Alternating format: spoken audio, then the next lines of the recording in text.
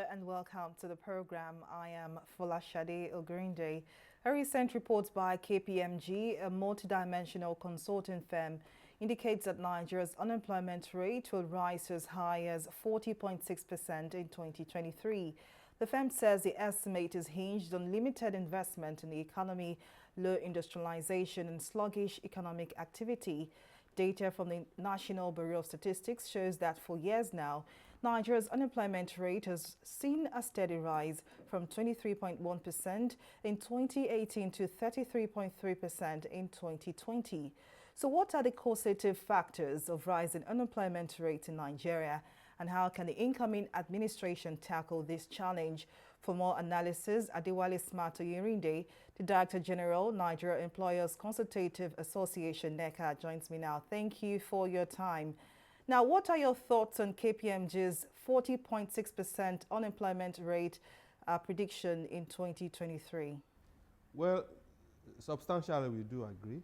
As I said, you have to look at the parameters and what exactly are those parameters speaking to. Whether there is increase in unemployment rate or there's reduction in unemployment rate. They don't happen in isolation of themselves. There must be certain drivers. And if your unemployment rate is coming down, it's probably the business environment is more hospitable. Businesses are doing well. Foreign direct investments are coming in. Your fiscal and monetary policy are pro-growth. They are driving growth in all sector and across all sector. Insecurity is reducing, so that creates an environment where productive activities can actually take place. So if the unemployment rate is coming down in that kind of environment, rightly so, you say, yeah, you agree. But if in that kind of environment, the unemployment rate is still going up, then you start to wonder what are the dynamics that are causing this disjointed kind of analysis. But in this instance, all the parameters are not adding up. So if the postulation or the analysis of KPMG had been the other way, that unemployment is reducing drastically, then we'll have called to question a lot of things, because currently foreign direct investment is going down. The foreign airlines have millions of dollars trapped in the country, which doesn't allow a rational investor to come here and invest again. We have issues with the fiscal monetary policies non-alignment, and they are not pro-growth.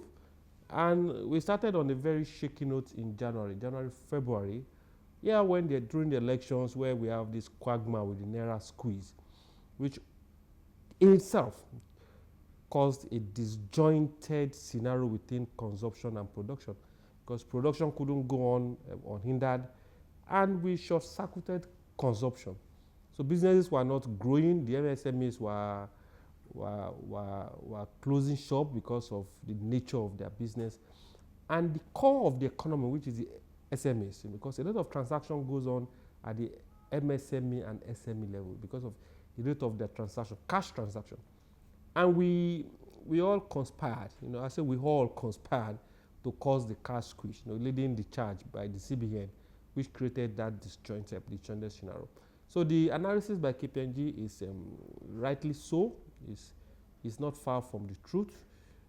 And until we get to the point of actual taking stock, the figures might be much, especially if the issues that we anticipate, new government, new administration coming in, if they don't deal with those issues dispassionately and with the high sense of political will, then the economy we might have a lot of issues to deal with subsequently. A well-known fact about Nigeria is that we churn out more graduates than the number of jobs available. How can this be reconciled? One, we have, we've lost count of how many universities we have, both at the federal and, federal is a bit stable, but at state level, Senate is, we are giving approval to universities. Many universities that you've lost count. And you might say it's okay to have that number of universities because of the large population that we have. But the reality is, if the rate of your job creation is not equal to or greater than the rate at which you are turning out graduates, both at the university and polytechnic level, then you are creating serious problem for yourself. It will naturally result in unemployment. So 2 things you should do. 1, make sure that at the demand level, that's the enterprise level, there is consistent job creation by creating an environment that will enable the businesses to continue to expand so that they can create more jobs. Once that is done, then you can deal with the issue of the supply, because graduates are coming in. You can't stop the academic sessions to say, okay, let's hold on for a while for this first set of graduates to get jobs. That probably won't be possible. So you deal with this supplies, the demand side of the university, of the enterprise, make them competitive. Then you come to the supply side. Why are we focusing too much on university degrees? There are technical and vocational skills that people can go into as an alternative to white-collar jobs. So why not give some other attention, deeper attention to the polytechnics, where we can actually build technicians?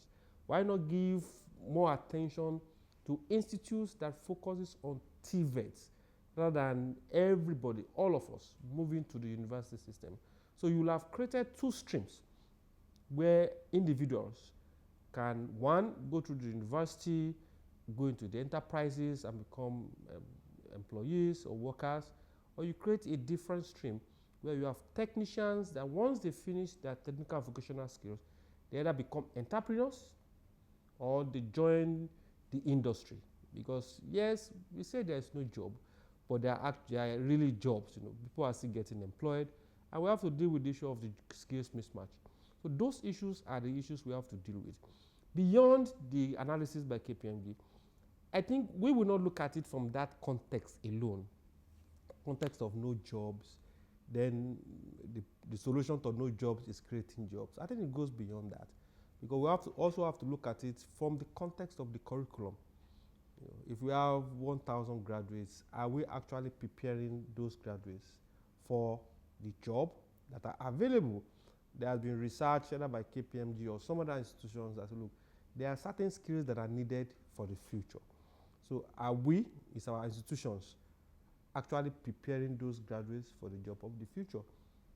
If you study the job of the future now, there is a chance that you get a job in the future.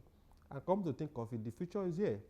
With the advent of AI, advent of the artificial intelligence, and the new dynamics that we see now in the industry of new startups, ICT startups. So jobs are actually coming out, but the fact remains, do we have the graduates, or are graduates prepared, or do they have the requisite skills? And if they don't have the requisite skills, have we deliberately as a nation prepared them for the jobs that are coming out? Those are 2 critical questions that we need to answer as stakeholders. Now, the firm also mentioned causative factors for the high unemployment rate, such as the inability of the economy to provide jobs for new entrants into the labor market, while fewer jobs are created. Would you have expected a better outcome owing to the numerous intervention programs of the federal government? Now, you look at those intervention programs. What are the focus in the first place? Peradventure, we talk about we want to go into the trader money, or those that are focused on the poorest of the poor, because whatever you give at that level is basically for consumption. It's just consumption based. And is it sufficient? Is it insufficient? Those are new contexts. But the challenge we have with those intervention projects remains the data, the source of the data that was used. Now, this first subsidy quagmire, or the conversation on first subsidy now, and government said they've identified 10 million poorest of the poor. And the challenge with stakeholders is, how do we generate the data for those 10 million vulnerable Nigerians? And some have even said that in the Nigeria of today, that who is not vulnerable amongst us? So, but that is by the way. But the point is, how do we generate the data? Do we actually have, even with the analysis done by KPMG, do we actually have the actual number, the real number of those that are actually unemployed? Have we taken stock to know the past interventions? Because for you to make a proper projection into your future, you must look at the past. Have we actually taken stock of the past interventions to say, look, the past interventions, these are the effects, these are the impacts. So our subsequent intervention, this is the expected impact, this is the expected outcome. I am not very sure that we have done that. So for us to say whether it will have definitive impact, I think we have to do a thorough analysis of what we have done in the past, both during COVID and a lot of the Ministry of Humanitarian Affairs had a huge budget. The issue of students feeding scheme also had a large chunk of budget. But the point is, have we done a thorough analysis and reviewed that process to say, yes, these schemes, they've actually achieved some level of success, verifiable success, that will now be the basis for us to say, look, this is the next tranche of these interventions that we have made. If we haven't done that, then I'm afraid that there's no basis for us to keep pumping money into a scheme that we have not really assessed how successful it is. Someone said, and I believe rightly also, that when you find yourself in a hole, the first thing you do is to stop digging. If you don't stop digging, you just keep going down. And that seems to be the situation we find ourselves. Well, we'll take a break now. Money Matters returns shortly. Just stay with us.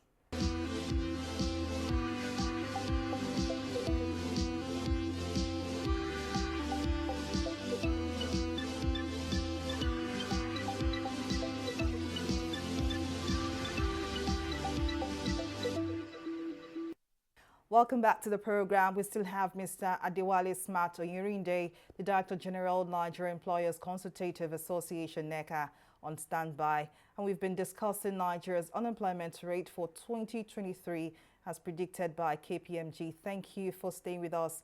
Now, sadly, youth unemployment rate is even more severe at 42.5% according to the National Bureau of Statistics.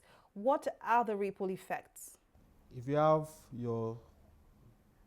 the most dynamic, the most adventurous, the most energetic strata of your population idle, then is it a parable now that, or is it the good book, the Bible that said that an idle mind is the devil's workshop? You know, sometimes we miss the point when you hear somebody say he was given 2,000 naira to vote for somebody, or he collected 1,000 naira to join a demonstration. Then for those that are a bit comfortable, then you look at the 1,000 or 2,000 as too small for you to take this kind of risk. For someone that have not seen 1,000 naira or 2,000 naira in weeks, then he or she will become vulnerable to that kind of money, as we call it.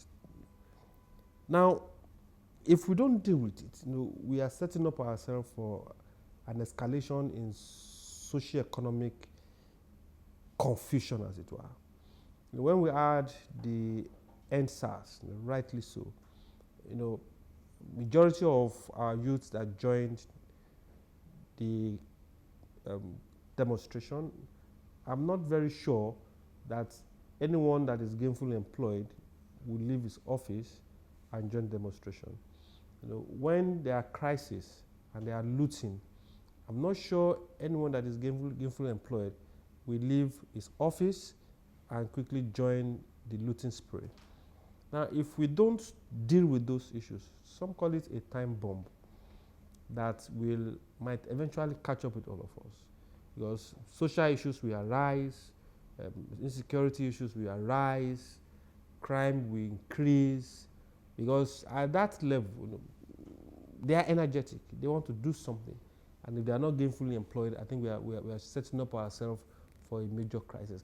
Developed nations that are thriving, they are thriving basically on the young population. And it also interests you to note that when our youth start going to Europe, to America, some might say, yes, the population in Europe is aging. The population in Canada is aging population.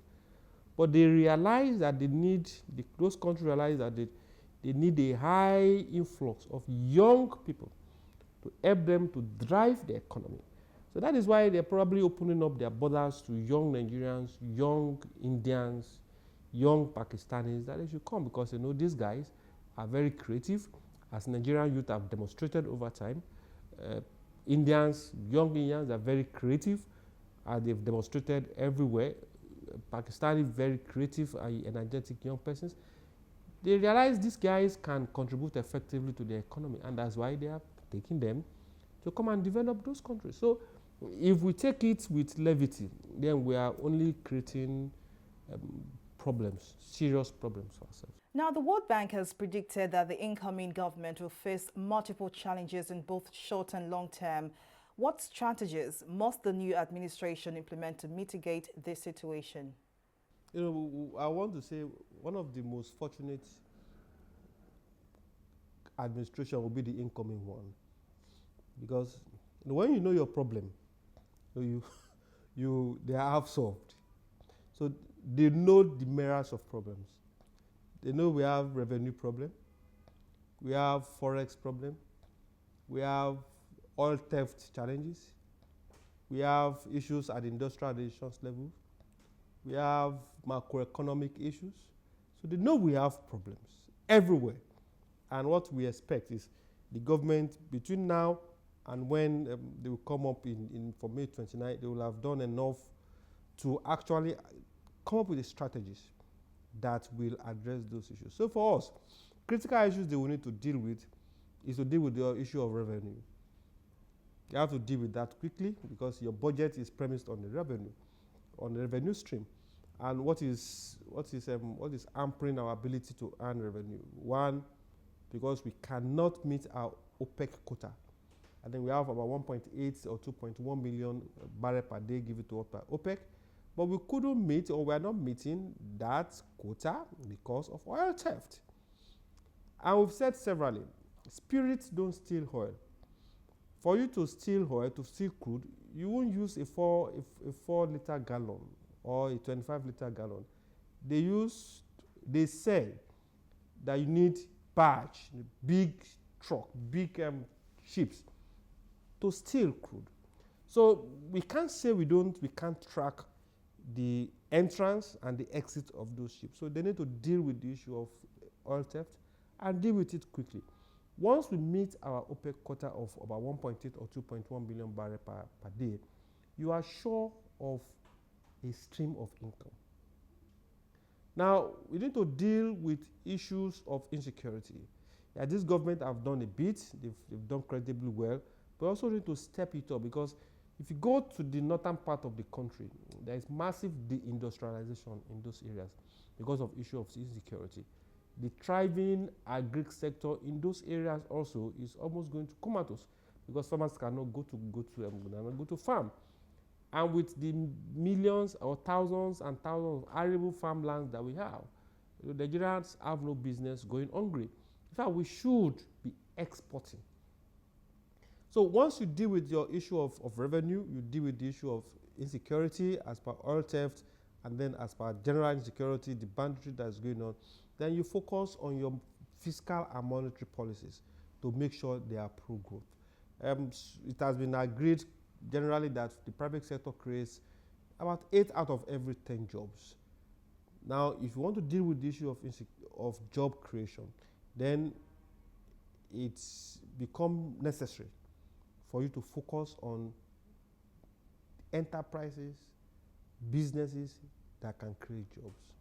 So let our fiscal and monetary policy, let there be an alignment, so that the fiscal policy is not contradicting the monetary policy. When there is an alignment, then your potential to attract foreign direct investment become higher. And as foreign direct investment comes, you also generate forex, and you also create jobs. So it's an holistic and yet achievable solutions. And lastly, for us, I think they need to build the consensus as quickly as possible. They need to get all Nigerians behind them to know, look, this is the direction that we are going, and be clear enough, be transparent enough to get Nigerians behind them. If you don't get Nigerians, or if we don't build that consensus as far this is where we are going as a country, then the contradictions that we have now will continue to have it. It will be difficult for an Indian, for an European, to just drive, to navigate a ship into Nigerian waterways without the connivance of Nigerians. It will be very difficult for a foreigner to enter your bank, buy Forex at 455 naira, and then cross over the street and sell it to their bookie at 700 and something naira. It's probably Nigerians that are doing that. And that's because the level of patriotism, our level of economic patriotism, it's so low that nobody cares what happens to the country. Everybody just interested in, look, what happens to me. So they need to build that consensus that an average Nigerian will think twice, not about himself, but think about the general good before taking any action. If not, we'll keep coming up with policies, and you see have elements within the same system contradicting those policies. Well, Mr. Adewale Smato Irinde, the Director General of Nigeria Employers Consultative Association, NECA, thank you for your insight. I need to wrap on the program. See you again next time. Bye for now.